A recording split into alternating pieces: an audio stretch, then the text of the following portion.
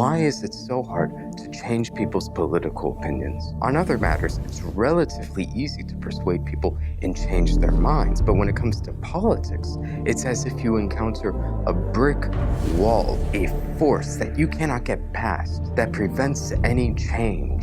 Well, in this video, I'm going to quickly cover how to persuade people effectively and use that from what we learn into politics, how to actually change people's core beliefs, if it's possible, and why it's so hard to actually persuade and convince people to change their core opinions. So let's not waste any time. The first thing you need to learn when it comes to persuasion is sales. And the core of all sales at the end of the day is trust. And there are two types of trust you need to build: competence and character. These are both trust. Trust that you actually know what you're talking about, and trust that you're a trustworthy individual who's not out there to just deceive people, make a quick buck, to steal your money. Now, some people might be wondering, why am I bringing up sales right now? Well, to persuade a person and change their opinion, you are selling them not a product, but an idea. So the exact same principles of sales applies here. You need to learn to convey that you're a trustworthy individual in whatever it is you're talking about. This requires research and to learn how to handle objections. Because if you're an expert, you should be able to answer their questions. If you're selling vacuums, for example, why should anybody buy your vacuum? Like, why? There are dozens of vacuums on the market right now.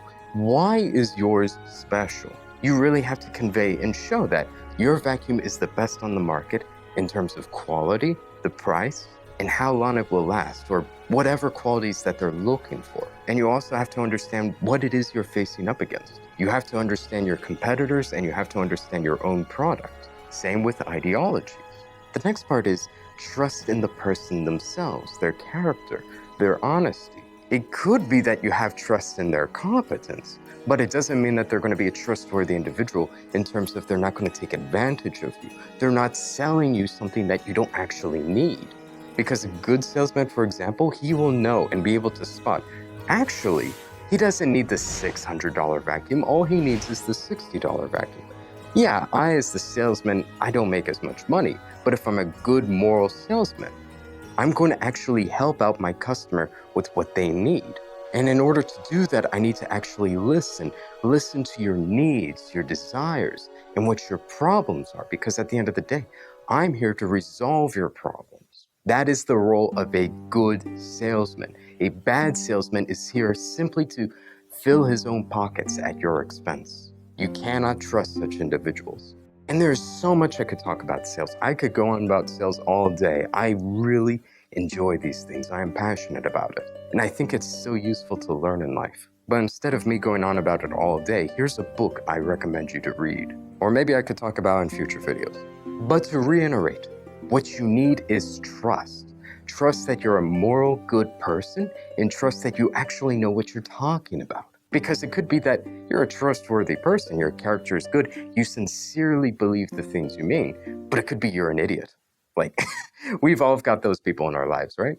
We don't take them very seriously. So once again, you need those two types of trust right there. But now that we know that for sales, how can we transfer this to politics? Well, again, we need to have those two types of trust.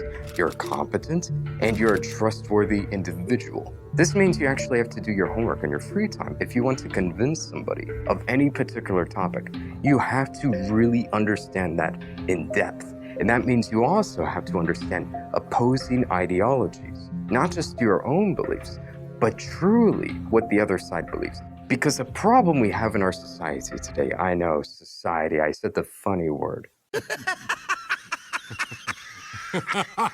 But a problem we have with our society is that we don't actually want to hear each other out. We have our own group, and that group in particular tells us what the other group believes. This is bad, don't do this.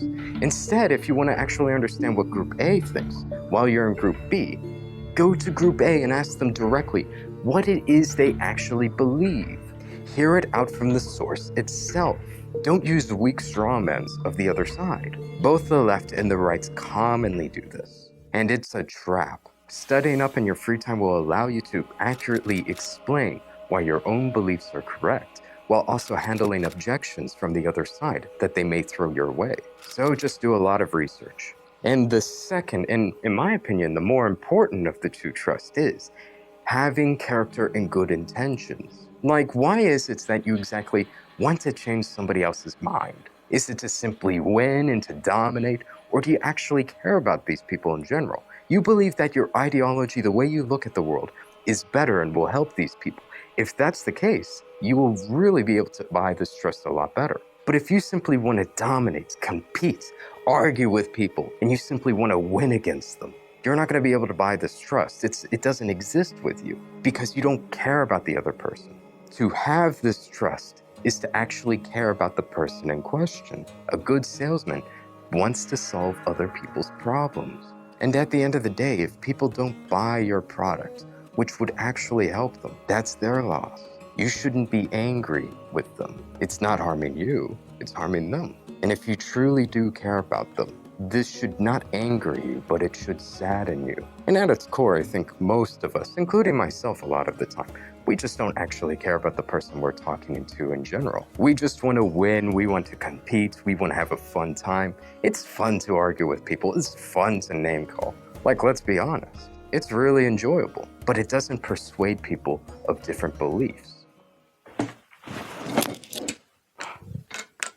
And again, the key to earning this type of trust is you actually have to care about the person in question. The reason why you're trying to convince them is to help them. And if they can't sense that, and it will be obvious if it's there or not, you're not going to persuade them. I remember one time browsing through Twitter, a lovely place, I love the place. It has the best people in the world, in my opinion. There was a communist or a socialist, and this communist or socialist said, socialism will liberate the working class. It will help America, it will help the people, it will help you. This is why you should accept it. Life will be dandy and roses. But the moment you disagree with them, they actively say, oh, you should be lined up against the wall and shot. It's like, what? How do you expect to convince somebody and say, yeah, we want what's best for you. This will actually help you. This is the reason why we hold this ideology. But if you disagree with us, we want to kill you. No. That's bad. That person doesn't actually care about you. They hate you, in fact. And why would you listen to a person who hates you? They clearly don't have your best interests at heart. The mentality of a person who isn't being listened to, but actually cares about the person in question, it will be, shoot, that person's walking off a cliff. I do care about that person. I love them. I want what's best for them, but they're not listening right now, and this is really going to affect them. It's tragic in a sense, and you're not going to want harm upon the person in question because guess what? It's only going to affect them. They're hurting themselves. If I tell you, I want you to change your lifestyle, I want you to stop this behavior because it's destructive towards yourself, I'm not going to be angry if they don't listen to me. Maybe I will be a little insulted that they don't take what I say seriously, but if I truly care about that person, it's only going to be sadness. They're losing out because I wasn't able to convince them, and it's going to hurt them later in life. It's really sad and it's really tragic when it actually happens to a person you care about. And if the person actually cares about you, it's not going to ruin your relationship. So in order to actually persuade someone, you need to convey that you care about them. And one of the things that you need to do, this is honestly one of the most vital things you need to do, is listen to them, hear them out. What are their problems? Do you even know what they're going through? If you're a salesman and you're actually trying to help someone, you're going to be very aware of their needs, their desires, and their problems. You are a problem solver. You have to listen to them to figure out what exactly their issues are. How can you resolve their problems if you're just talking over them? Oh, I know exactly what you need. No, you don't, because you didn't hear them out. It's that simple. You need to listen and then convey you listened. And the way you do this is by repeating back exactly what you heard to them. For example, if I wanted to convince a socialist, I would hear them out in what they had to say. I think socialism is best for us because right now, we're being exploited by the elites, the bourgeois. They're ruining our lives and making it harder for the working class and the poor, the homeless. We need to do something about this. This is a real problem. It's affecting so many people right now. We need to do something about this. What you would say is, I totally agree. This is a real problem right now. We need to address this. And I sympathize with you. I feel the exact same way. We are being exploited. We have some serious problems with our system. It's obvious. But I don't think communism and socialism is the solution to this. One of the key things being, we're not attacking each other. It's we. It's not me versus you. We're in the same boat together. I actually care about you. I want what's best for you. We are trying to work towards a solution. And by repeating back the things you heard and said to them, you will convey that you actually were paying attention. You also care about their opinions, and that you also understand them. There are many reasons why people will not be convinced of the things you say. I mean, let's be honest. I think we've all been there where we think, this person would be on my side if they simply understood the things I do. If they were in my position, they had my life experience, they had my knowledge on this topic, they would be right in the same boat with me. We feel that way if we don't think we're being understood, if the other person doesn't understand us. But by repeating back what they say, it shows, yes, I've been paying attention. I also understand you. But of course, there are other reasons why people will not listen to you. And I don't think it's necessarily because they're illogical. They're stupid, irrational. But generally, I think a large reason why is because you're not actually just asking them to give up their beliefs. What you're doing is you're telling them to give up their entire groups, because their groups are built around these beliefs. For example, if you tell a Christian why they're wrong, why their God is wrong, not only are you changing their worldview, which is a big shock to someone, but also you're telling them, you should give up your family, you should give up your friends, you should be ridiculed by them. Because if you're going to be honest with your beliefs, a lot of the times you're going to be ridiculed and hated by the people you hold closest to you. People don't want to go through that. And at the end of the day, it makes logical sense, because guess what? This isn't a flaw, in my opinion. This is a feature, because guess what? If you were in a group or a tribe and you had a different belief or opinion and you were vocal about it, the group or the tribe, they probably would disown you. You'd be cast out of the tribe and you would starve to death in the winter, or you would be defenseless. You need to learn to get along with and have the same beliefs as the people in your tribe or your group. And this is true for everybody. We're going to always like to say, it's true for the opposite group. They're the ones who do it, right? The people I disagree with, they do it to the people within their own group. Let's be honest here. We all do this. Left wing, right wing, atheist, Christian. It really depends on the group itself and the individuals in it. Not simply, what do they believe? I think that's one of the biggest contributors to why people don't always change what they believe. There are also a few other reasons why we will be closed-minded. It's because if we're talking, we're supposed to be discussing and debating things. Oftentimes that discussion, which should be an open exchange of ideas, we're both open to the idea that we could be wrong. If only one person is open to being wrong, opening to changing up their beliefs, it's not a true discussion. It's just an argument. They're battling it out. Do you honestly think that when both people aren't willing to change their opinions, that it's going to go anywhere? You need to keep your discussions rather than simply arguments, which is not easy. It takes a lot of emotional control to actually persuade people. And it also takes love to have that patience for the other person, even if they themselves are really resisting you and not so open-minded, not truly willing to admit that they're wrong, or they're just trying to win and defeat you. You can disarm that, in my opinion, but it's very challenging, and it's impossible if you fall into it yourself. And look, I'm not saying that you have to always persuade people or do these things. I don't. I like to argue. I'm actually an athlete. But when you actually care about a person, you want to change their opinions, you need to follow these things.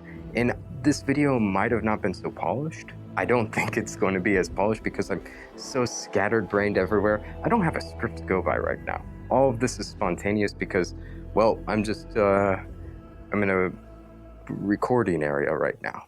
I'm trying out some new stuff. So I'm just freestyling it right now. I'm sure I'll get better at this with time. Hopefully. But the last thing you want to do, if you want to actually persuade someone, is turn it into an argument where you're trying to dominate each other. It's no longer a discussion, it's war. There's no compromise with war. It takes a truly introspective, honest individual to be berated, attacked, and to walk away admitting to themselves, yeah, I was wrong with some stuff. It's easier afterward, which you should have hope, because you're not always going to be able to persuade people on the spot. It takes time, and also, while you're discussing things will naturally get heated, even if it's a discussion. But after the fact, they'll be thinking about it, and maybe then they'll become more open to it. They'll slowly move their opinion, somewhat, depending on the individual. But another thing you want to do is just learn not to waste your time. You don't have to convince everybody. Don't waste your time like that. Spend it on the people you love, you care about, the people you actually want to persuade, when it actually matters. Because the things I just covered in this video, they're really universal in principle. They can apply to anything, not just politics, persuasion in general. And I highly recommend this book right here. Right now, I'm not going into tons of detail. It is unscripted. This is probably going to be a very shitty video. But these two books right here, they're really good.